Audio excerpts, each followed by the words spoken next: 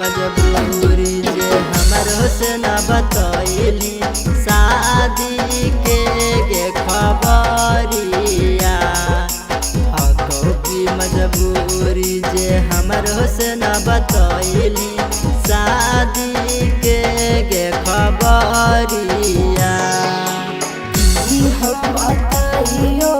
तोरा समझाइयो हमरो की बड़ी होती हम बताइयो तोरा समझाइयो हमरो के बड़ी होती करेले बियाहवा पापा जी हमरो लड़का खोजो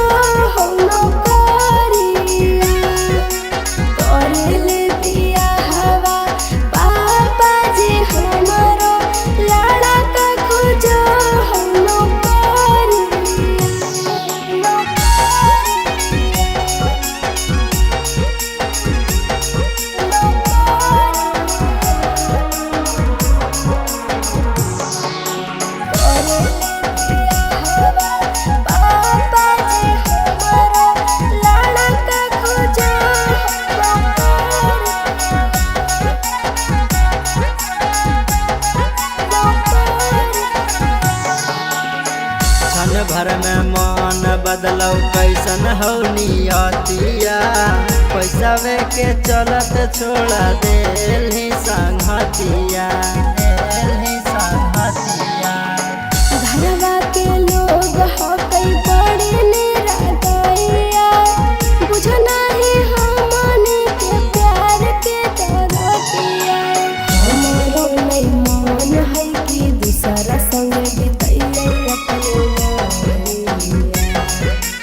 हमारो नहीं मन है कि दूसरा संग बितैया करेले बियाहवा पापा जी हमारो लड़का खोजो करिया करेले बियाहवा पापा जी हमारो लड़का खोजो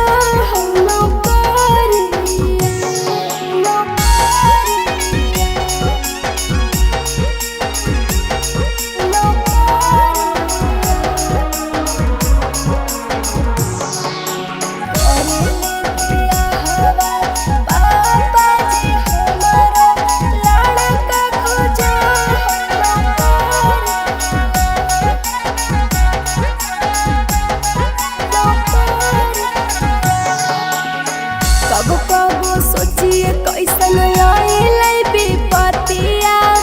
प्यार के कैलिए हम बड़ी गलतिया पैसावा के सुख भले मिल जैतौ करे जावा खुश नहीं रह पैनी करी के मरे जावा के परे